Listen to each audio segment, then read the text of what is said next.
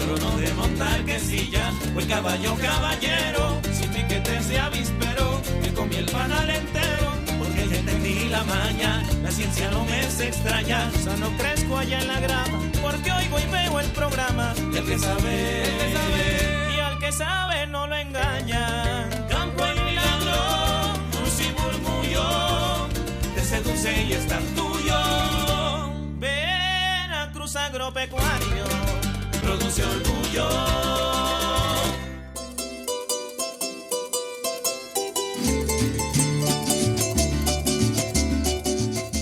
Al ritmo de Tlenhuicani le damos la bienvenida a nuestro Veracruz Agropecuario y a nombre del equipo que hace posible este programa, le invitamos a que se quede con nosotros porque tenemos una emisión de lujo. De verdad quedará para la historia porque tendremos la oportunidad de conversar con un hombre que es una institución en temas relacionados con los estudios de antropología social, más de 50 años de trayectoria, un trabajo maravilloso en el que ha logrado vincular el trabajo académico y científico con las comunidades, con el campo, con comunidades indígenas.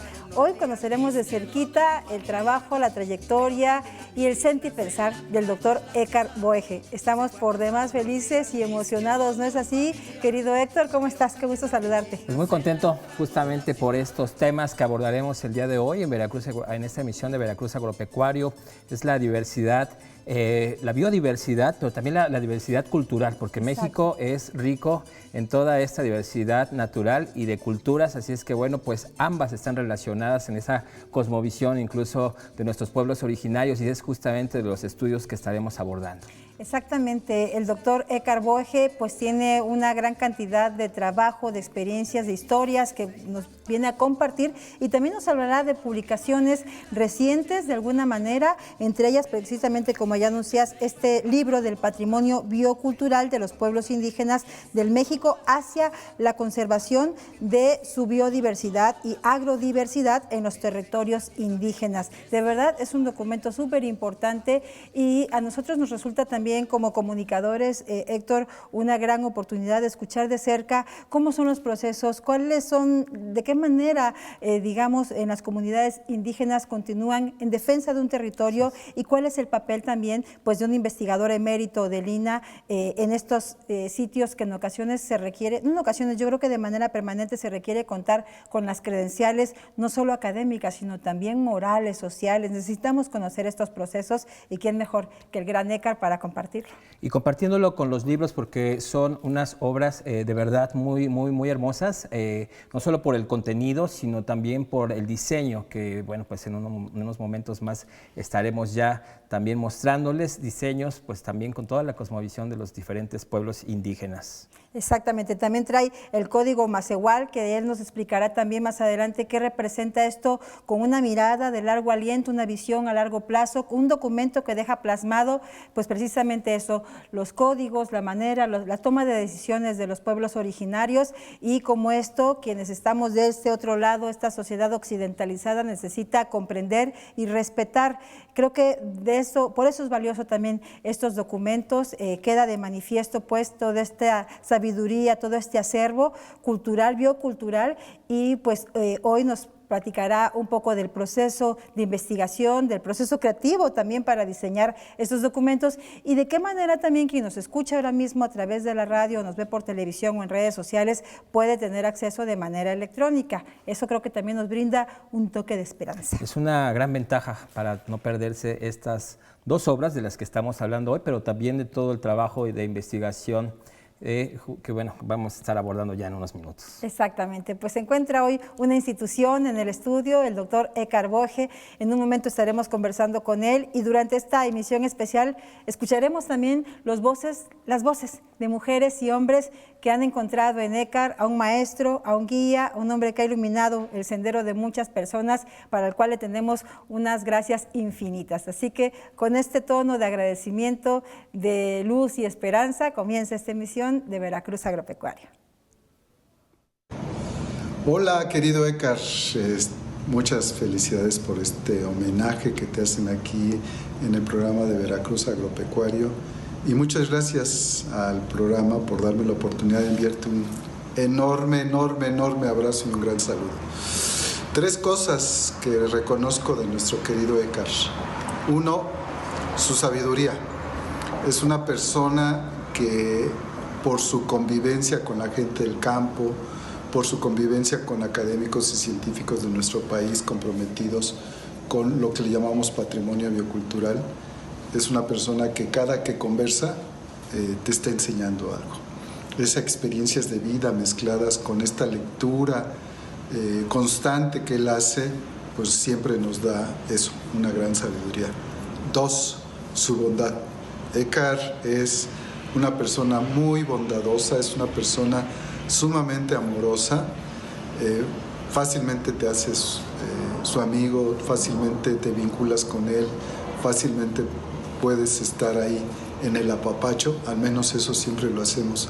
Écar y yo nos damos nuestros apapachos, nuestros abrazos, siempre con mucho cariño. Y muchas gracias, Écar, por esta bondad que tienes. Y 3, este compromiso social tan maravilloso. Écar es quizás uno de los científicos notables de nuestro país con mayor compromiso social. Mucho de su trabajo, si no es que todo, lo ha hecho con los grupos campesinos, con los grupos indígenas, al ladito de ellos, compartiendo sus saberes, aprendiendo de ellos, y ese compromiso social sin lugar hace a Écar una persona muy valiosa. Pues eso, un gran abrazo a Écar, a nuestro querido Écar, un gran abrazo a Luisa Pared, su pareja inseparable, las 2 personas que quiero mucho, personas que en verdad siempre es un gusto saludarlas. Écar, disfruta este sencillo pero merecido homenaje y muchas gracias a Veracruz Agropecuario por reconocer en Écar su gran valor. Hasta pronto. Aplaudo y reconozco los 50 años de vida académica de Écar, donde ha iluminado muchas mentes y muchos caminos. Toda la producción de libros, artículos, videos que nos ha compartido, que nos ha hecho caminar y explorar junto con él esos caminos desconocidos, nos ha abierto una nueva manera de mirar la vida.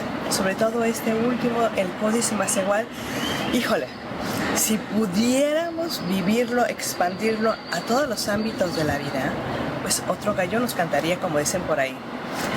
También la vida de Écar ha sido bellísima porque ha logrado tocar muchos corazones, nos ha dado mucha esperanza, a veces también nos ha dado nuestros jalones de oreja, pero te agradecemos mucho, Écar, que siempre nos has ayudado a entender el mundo de otra manera y saber que otra realidad es posible. Muchísimas gracias, Écar. Pues ya escucharon ustedes, un hombre muy querido, muy admirado y reconocido. El doctor Écar Boege está con nosotros hoy en el estudio y eso nos brinda una enorme dicha. Bienvenido, Écar, ¿cómo estás? Ay, muy bien, muy emocionado, no me esperaba yo. Una sorpresita de la producción. Esa sorpresita, gracias producción. Y también, bueno, estar en Veracruz Agropecuario, bueno, yo siempre lo escucho desde años y los admiro, los admiro muchísimo. Me ha gustado mucho su programa y sobre todo la evolución del programa. Entonces, esto pues es un honor estar con ustedes. Muchas gracias. Recibimos tus palabras así, con honor, a nombre de todo el equipo. Nos enaltecen y nos comprometen viniendo de ti. Muchas gracias. Y pues bueno, es un hecho, Écar, que una de tus principales aportaciones han sido a conceptos como patrimonio biocultural. ¿Cómo explicar esto para que la mayor cantidad de personas que nos ven y nos escuchan en este momento lo comprendan, la importancia de este concepto? Voy a tratar de dar un ejemplo, pero este ejemplo también va a mostrar la complejidad del concepto.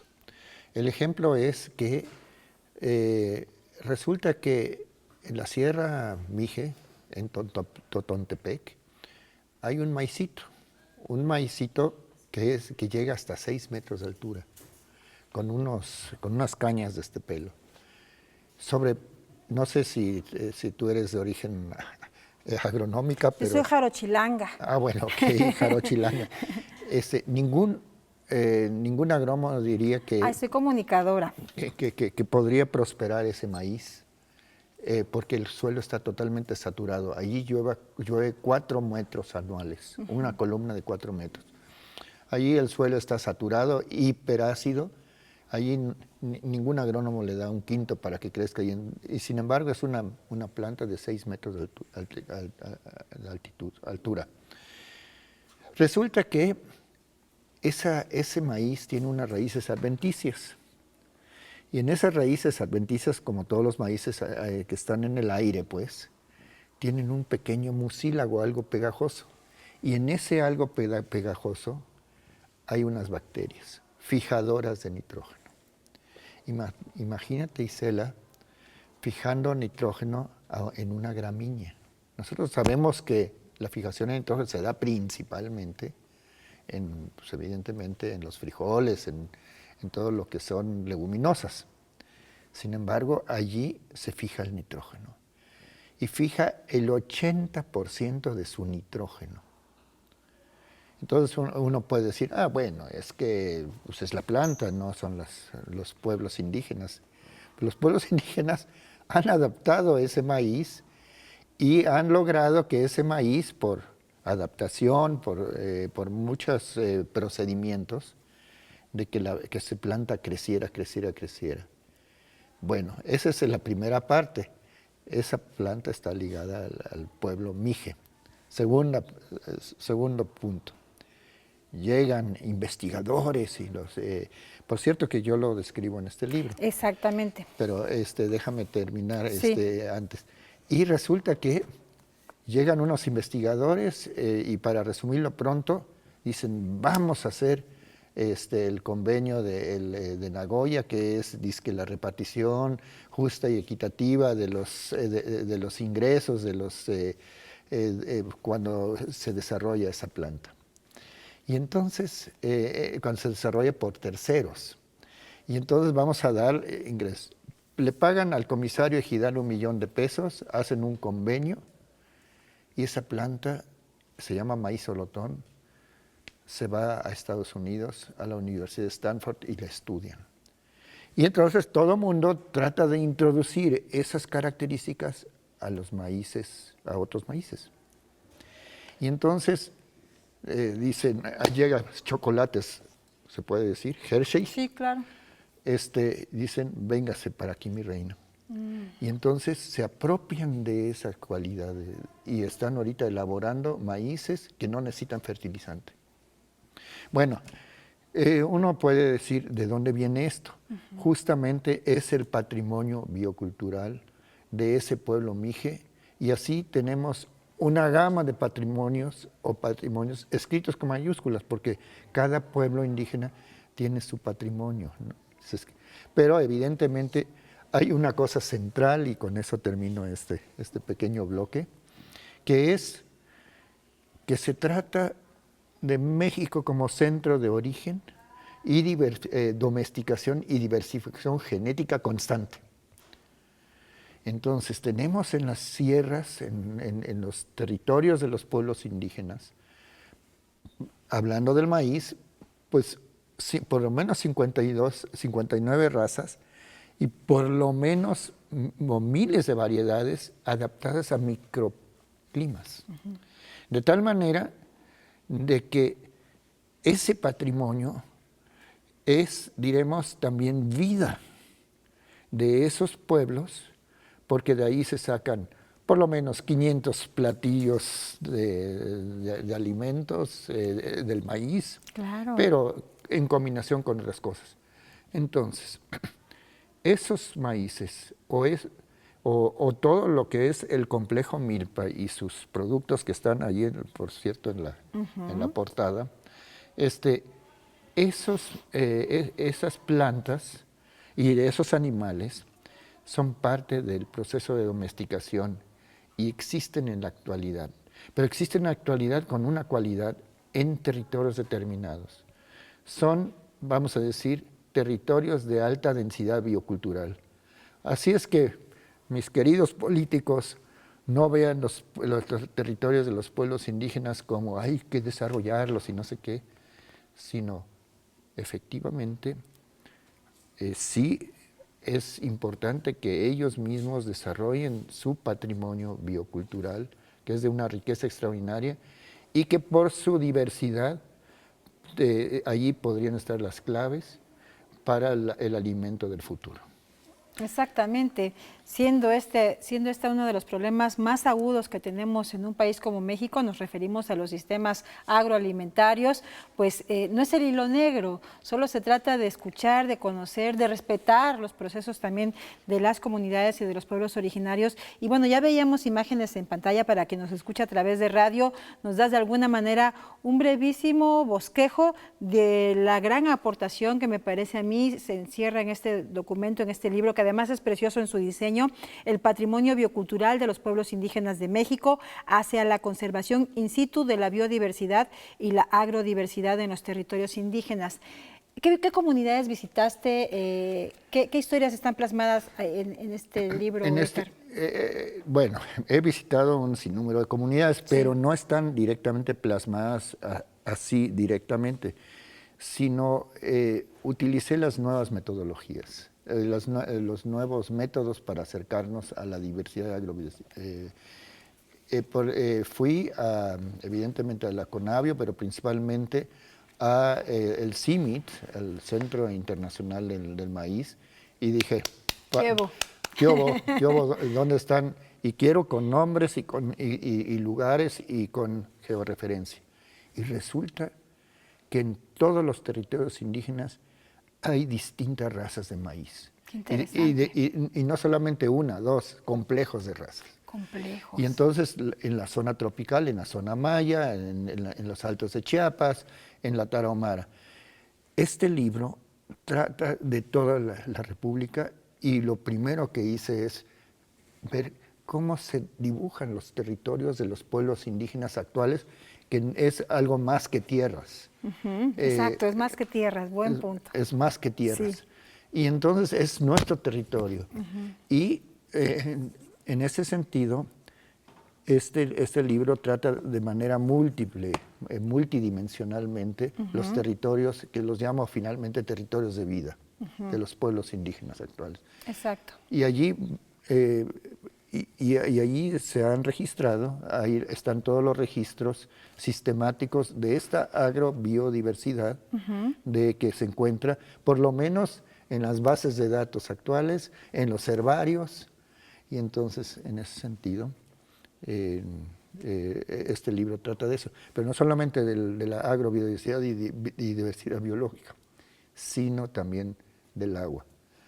En este libro se consigna que son los pueblos indígenas que captan más del 23% de todo el agua que consumimos a nivel nacional. Y esto es algo muy importante para cualquier ley que se quiera hacer. Exactamente. Haber tomadores de decisiones, antes de promover leyes, acuerdos, en ocasiones sin considerar o consultas hechas a modo, más bien tenemos que, busquemos a quienes ya hicieron el trabajo. Bien lo dice Sécar, hay tecnología, hay bases de datos, hay minería de datos que se puede utilizar, pero yo creo más bien que hay el acervo en tu caso de 50 años de trayectoria, de conocimiento, de sensibilidad social y técnica también, porque también se requiere todas estas destrezas, y algo que también me parece que es muy importante traer a colación en este momento, Écar, es que tu nombre es muy conocido en nuestro país y a nivel internacional. Te relacionamos mucho con un movimiento en el que tú te has manifestado respecto al tema de los transgénicos y por qué no son buenos para la salud ni humana ni de los ecosistemas. Recuérdale a la gente por qué es importante en ese sentido conservar la milpa, por ejemplo, como el gran agroecosistema que nos define. Bueno, es también complejo, la respuesta es compleja, pero la voy a tratar de hacer sencilla. Sí. Primero, sí pertenezco al movimiento Sin Maíz No Hay País, y también al movimiento que hicimos la controversia. Yo fui perito, entonces no aparezco pero la controversia constitucional que nosotros buscamos por la introducción de los maíces y en contra de la producción de maíces transgénicos. ¿Cuál es la razón? La razón es la siguiente. Primero, nosotros tenemos un acervo se llama con la palabra norteamericana pool genético o un acervo genético impresionante en México.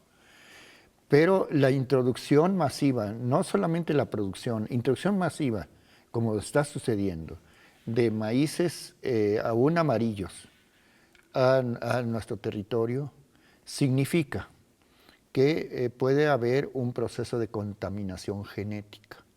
Entonces, hay un fenómeno técnico que podría llamarse como apilación genética. Y entonces los caracteres que están consignados, por ejemplo, en un punto en el ADN que son introducidos, por otra compañía puede estar en otro punto del ADN para el mismo servicio, por ejemplo, ser principalmente resistente al glifosato. ¿Y por qué resistente? ¿Cómo vamos a meter cuestiones resistentes al glifosato? Es que regando el glifosato, en primer lugar, puedes regar en cualquier momento en el crecimiento de la planta. Es más, se riega el glifosato cuando la planta ya se está muriendo y para secarla, para que la maquinaria coseche más fácil y más rápido. Bien. Vamos a hacer una pausa aquí en este momento, Ekar. Seguiremos conversando. Necesitamos escuchar con atención también las repercusiones del glifosato. En este programa decimos sí a los maíces nativos, no a los transgénicos. Pondremos una pausa y regresamos con el tema, pero antes escuchamos un mensaje sorpresa que tenemos para ti. Hola, ¿qué tal? Buenas tardes. Gracias por la invitación, Isela. Felicitaciones por esta iniciativa. Mando un cariñoso saludo para Ekar, también para ti. Y en relación a la influencia que Ekar ha tenido, en este caso para mí, pues debo decir que ha sido uno de mis profesores más importantes en mi formación profesional y personal como biólogo. Y también pues quiero comentar a manera de anécdota que cuando él llegó a Jalapa, ambos nos identificamos, entre otras cosas, por conocer el trabajo del ingeniero Efraín Hernández Xolocotzi, que es creador del concepto de la agricultura tradicional mexicana. Y esto venía a complementar pues una inquietud que yo tenía también al conocer por mi maestro Víctor Toledo, que pues es muy importante tomar en cuenta la relación intrínseca entre la sociedad, las culturas y la naturaleza. Esto para mí resolvió muchos aspectos que como biólogo ya me había planteado cuando tenía que trabajar en ámbitos comunitarios y con personas que se dedican al trabajo directamente relacionado con los recursos naturales. Así que, bueno, fue un gran hallazgo el tener cerca a Ekar también para seguirme formando y contemplar, atestiguar la trayectoria que él tuvo también como creador del concepto de patrimonio biocultural en nuestro país, que es aplicable hoy más que nunca y también en otros países como el nuestro. Así que saludo mucho esta ocasión y deseo que pronto se pueda continuar hablando de esta línea de trabajo y de una perspectiva que es muy importante hoy para nuestro país. Hasta pronto.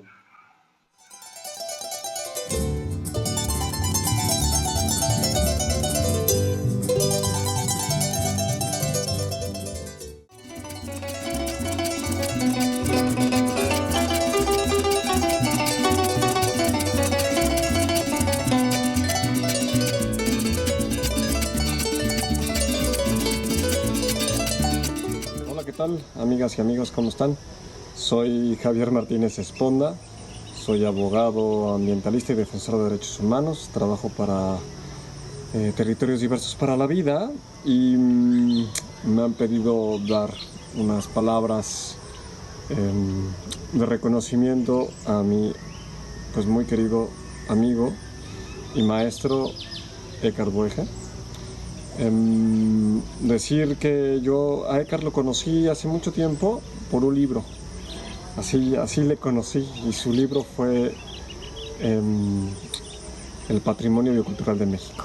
Y ese libro fue una revelación para mí y fue un parteaguas en cómo entiendo el derecho y en el trabajo que hago como defensor de derechos humanos.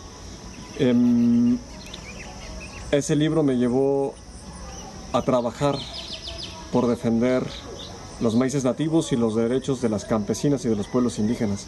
Y haciendo eso me encontré y tuve el honor de empezar a trabajar con Eckhart. Y ahí lo primero que hicimos, nuestra primera colaboración, fue buscar tramitar una zona libre de transgénicos, ¿no?, para el estado de Veracruz. Que por distintas razones que no comentaremos ahora no se pudo, pero de todos modos ese camino llevó a otros muchos más caminos. Y una de las cosas más significativas que yo he tenido el honor de tejer de manera fina con Eckhart fue la defensa de los derechos del pueblo Masehual al territorio de la autonomía, el derecho al agua. Eckhart gestionó, ideó buena parte del proceso de manera colaborativa con muchas personas, pero él estuvo desde el inicio. Y con él me tocó el grandísimo honor de preparar un peritaje donde se hablaba de cómo las concesiones mineras, en este caso 3 concesiones mineras sobre el territorio Masehual, habían lastimado, lesionado la identidad cultural del pueblo Masehual. Y ese peritaje fue clave para que ganáramos el caso en el Poder Judicial y que se pudieran cancelar 3 concesiones mineras. Entonces yo a Eckhart le guardo una grandísima estima, un profundo cariño y admiración. Me parece que es una de las mentes más brillantes que hoy tiene este país. Me parece que es una persona que está dispuesta a compartir lo que sabe de manera muy generosa. Entonces, enhorabuena por este reconocimiento, querido Eckhart. Enhorabuena que estás con nosotros defendiendo derechos, protegiendo la tierra y los patrimonios bioculturales. Y que espero que tu labor como académico, como científico y como activista sigan generando entrañables frutos y relaciones para el cuidado de este país. Bueno, pues les mando un abrazo a todos y a todas. Les espero ver pronto. Hasta luego. El paradigma biocultural se nutre fundamentalmente de las contribuciones de Eckhart.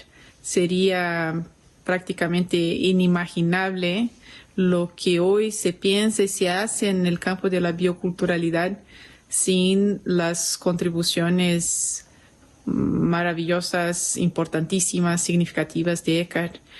Y quisiera resaltar que esta importancia que tiene y que celebramos también está muy vinculada a esta entrega de Eckhart a experiencias concretas en los territorios y muy especialmente está en su corazón todo lo que el Atosepan ha vivido ya en muchas décadas.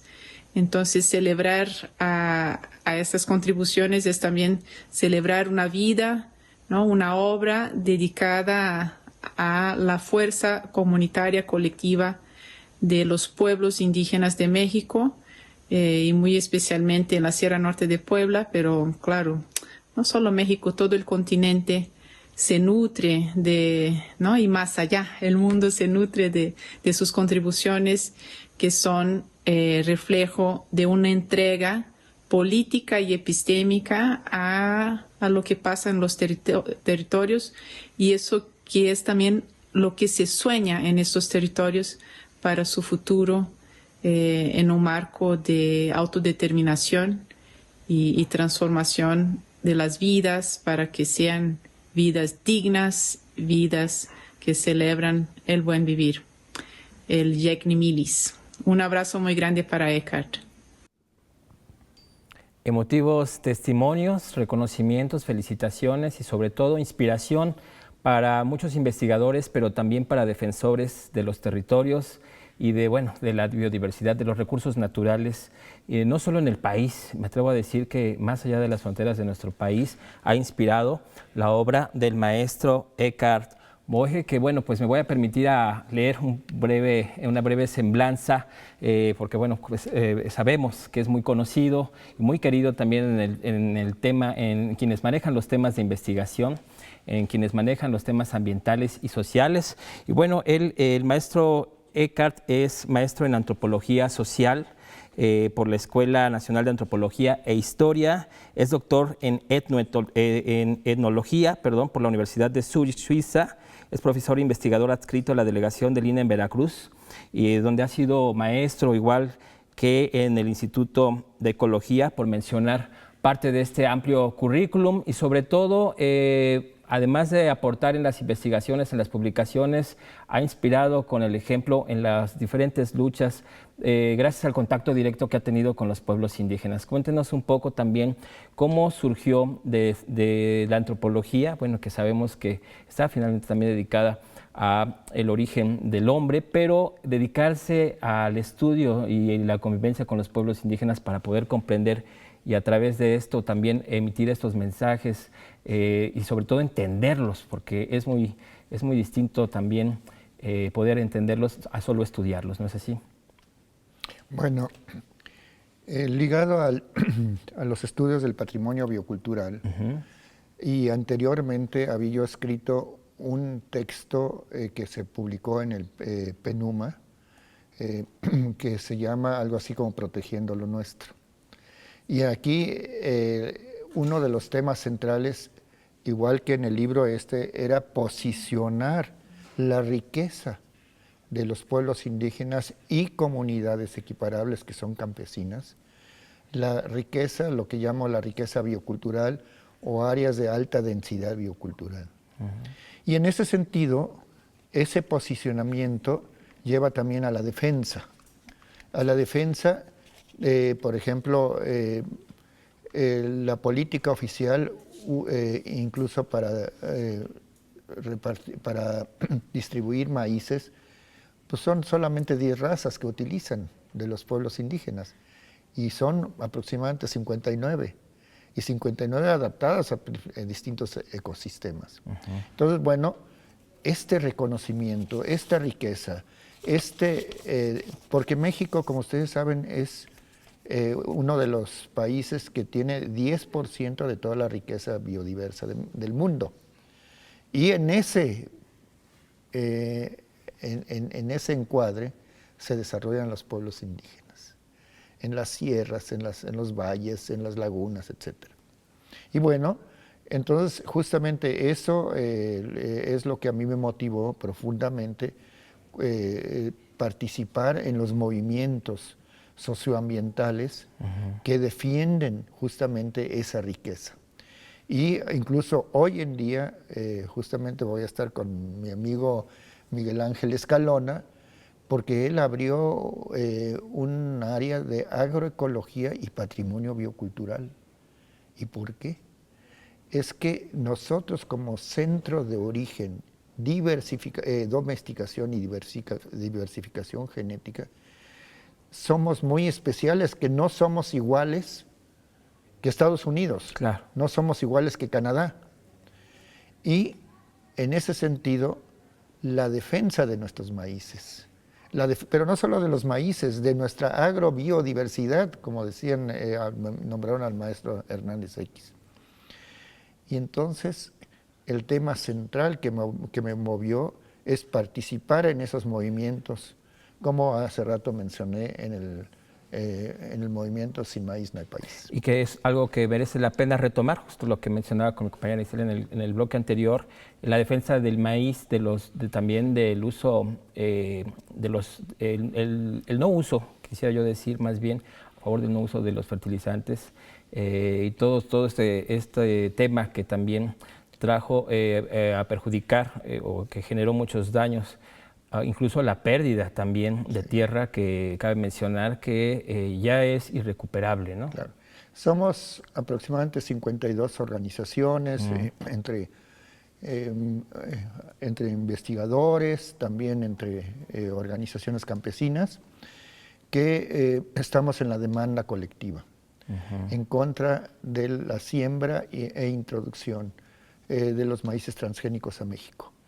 Y pues con gusto puedo decir que ya llevamos 10 años en contra de cientos de abogados de Monsanto que hemos ganado hasta ahora una demanda que no se está sembrando maíz transgénico. No se ha ganado una demanda principal, que es definitivamente la erradicación, pero por ejemplo en este gobierno ya se retomó y también se están retomando estos temas pues con cara al futuro. Entonces estoy muy orgullosa de haber participado en este movimiento y de participo en este movimiento. Y bueno, hablando también de miras a futuro, quisiera que también nos platicara de este otro libro que es el Códice Masehual, sobre todo porque está logrado con un trabajo de comunidades indígenas con miras a futuro. Es un libro que además de tener un diseño muy bonito, ahorita hablaremos también del diseño, pero en el contenido específico, la esencia está hecha justamente de estos pueblos con miras a futuro en la defensa del territorio y de los recursos. Bueno, no es mi libro, es un libro colectivo, y colectivo con varios colectivos y colectivas, para decirlo de alguna manera, indígenas de la Sierra Norte de Puebla. Partiendo de la Unión de Cooperativas Tosepan-Titatenisque, pero no solamente, sino participaron otros movimientos de la propia sierra. Y entonces, el tema fundamental es que tuvimos o tenemos, y ya lo describió mi amigo Francisco Javier, un movimiento sumamente importante que hemos logrado parar a la minería en la Sierra Norte de Puebla, justamente por una razón sencilla. Si se desenvuelve la minería, igual las hidroeléctricas, igual que el fracking, el territorio Masehual, que es el nombre de cómo se autonombran principalmente los nahuas de la Sierra Norte de Puebla. Sería la muerte, por eso lo llaman proyectos de muerte, sí. Sería la muerte cultural de ese territorio. Y entonces, ¿qué es el territorio? Y nosotros retomamos en este Códice Masehual el concepto incluso de la OIT 169, que dice lo siguiente: el territorio es la totalidad del hábitat. Pues parece muy general, pero el hábitat tiene dos consecuencias, es habitar y habitus. Habitar, pues estamos habitando este territorio, y el habitus es nuestra cultura. Los usos y costumbres. Pues más allá de los usos y costumbres. Pero bueno, dicho esto, el movimiento es tan potente que ya va como la 37ª o 38ª asamblea de más o menos 3,000, 4,000 indígenas que se reúnen de toda la sierra. Imagínense. Y entonces el tema básico es que se nos planteó, miren, sabemos lo que no queremos, y eso lo hemos luchado y vamos a seguir definiendo lo que no queremos. Pero la pregunta es, ¿sabemos lo que sí queremos? Y eso nos echaron la bolita, si no quieran, facilitar un proceso, y vamos a tirar la piedra lejos, dijeron, para los siguientes 40 años. Entonces, allí lo importante es cómo se vislumbra una propia utopía de ellos mismos, cómo se vislumbran en el territorio con cara al futuro, con cara a los celulares, con cara a las escuelas, con cara de nuevas semillas, etc. ¿Cómo nos vislumbramos con cara al futuro? Y bueno, facilitamos un compañero y yo, Luis Enrique Fernández y yo, pero ellos mismos, ellas y ellos se autofacilitaron también. Y entonces es verdaderamente, creo, por primera vez en mi vida, que desarrollamos lo que es el tan cacareado diálogo de saberes. Lo desarrollamos y lo construimos y lo plasmamos en un códice Masehual. ¿Y por qué códice? Es muy interesante, porque decían, ese es el Amaish, y el Amaish es libro. Y entonces alguien dijo, ¿saben qué? Desde la época de la colonia no tenemos nuestros libros. Entonces, este libro, o estos 2 libros, que es el plan de vida para los siguientes 40 años, es nuestros sueños, para incluso así se llama, para los siguientes 40 años. Este libro contiene los elementos fundamentales del ser y estar macehual en el territorio. Y con unas ilustraciones bastante enriquecedoras, que justo reflejan la cosmovisión de los pueblos indígenas, ¿no? Exactamente, con un diseño precioso, como ya decían, plan de vida soñando los próximos 40 años. Nuestro querido Écar es ya un hombre jubilado y tengo una amiga muy querida, que seguro conoces, que se llama Luisa Paré, que dice, que recuerdo bien que cuando dijo, ya me jubilé porque ahora sí voy a trabajar, igual tú, sigues haciendo un montón de cosas que te gustan, que te encantan. Y pues bueno, hablando de tu compañera de vida, hoy te dejo este mensaje. Uy. Adelante. Hola, buenas tardes. Yo soy Luisa, la compañera de Écar Boeje. Y bueno, ¿qué les puedo decir? En primer lugar, pues le mando un gran reconocimiento, un abrazo afectuoso, cariñoso, deseándole que este sea un día muy feliz para él por los reconocimientos de muchos que conocen su trayectoria y otros que a lo mejor la conocerán por estas palabras de varios de sus amistades y colegas y compañeros y compañeras que han seguido la trayectoria de una investigación que no sea solamente para publicar, sino para aportar soluciones a los muchos problemas existentes, ¿no? Y bueno, Écar es conocido principalmente por su libro, ya que data de 8 años, me parece, del patrimonio biocultural de los pueblos indígenas de México, y otro libro más reciente del año pasado o antepasado, elaborando más sobre la metodología del mismo tema. Bueno, voy a tratar de ser breve, evocando un libro publicado en 1988 como resultado o otra presentación de su tesis de doctorado, Los mazatecos ante la nación, del cual, por cierto, puedes ofrecer algún ejemplar impreso de los que todavía les gusta leer en el papel o que encontrarán probablemente en alguna biblioteca de la ciudad. No sé si está digitalizado. Entonces, en este libro, como en todo lo que ha hecho posteriormente Écar, hay siempre este compromiso y este arranque que muchas veces se da en el contexto de una lucha de defensa del territorio, principalmente de parte de pueblos indígenas, que por cierto en este libro Écar define en su introducción como una geografía étnica, ya que no se hablaba tanto de interculturalidad y patrimonio biocultural como ahora, pero leyendo bien el libro ya está allí el patrimonio biocultural. Entonces lo dejo allí para no extenderme y pues un gran abrazo, Écar, y te mereces este reconocimiento por estas aportaciones tan importantes y donde se está viendo resultados ya en la docencia, en las nuevas carreras donde están implicados y universidades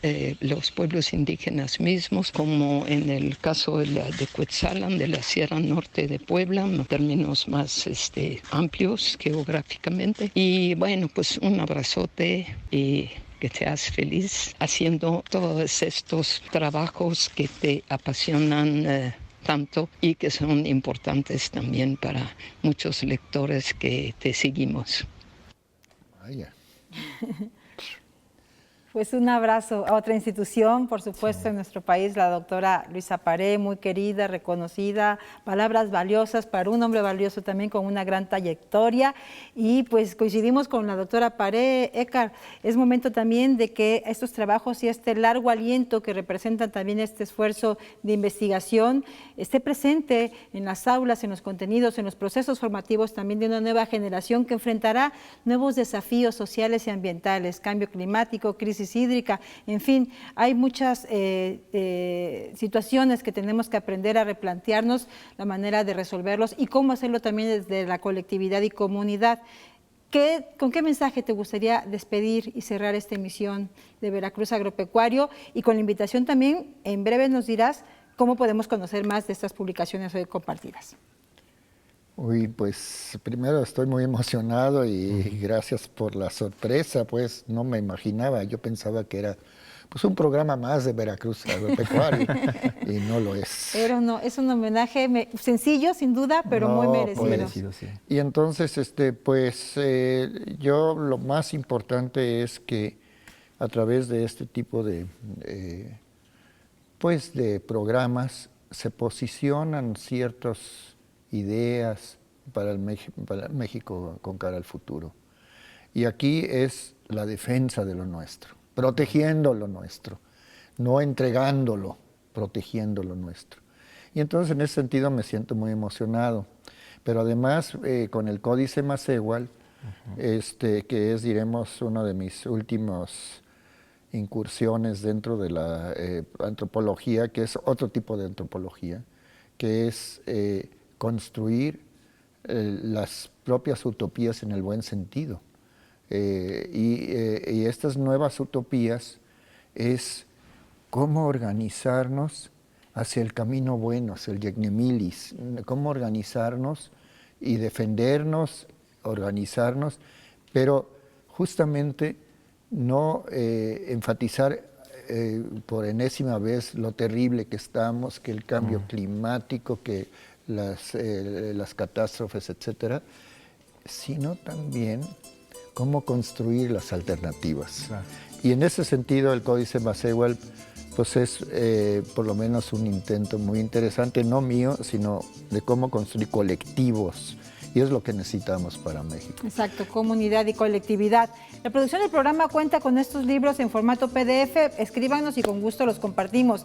Decía Galeano que las utopías son necesarias porque nos dan rumbo y dirección, y tu obra, tu presencia, tu alegría y tu amorosidad nos dan rumbo y dirección también, Écar. Muchas gracias por haber estado hoy con nosotros. Muchas gracias, y bueno, sobre todo también pues ahí están las obras para que no solo aporten a quienes gustan de estos temas, sino también en la toma de decisiones en los próximos años. Ay, pues los abrazo mucho. Igualmente, muchas gracias. Querido Écar Boege. Gracias, Héctor, y gracias a nombre del equipo que hace posible este programa. Muchísimas gracias. Linda noche.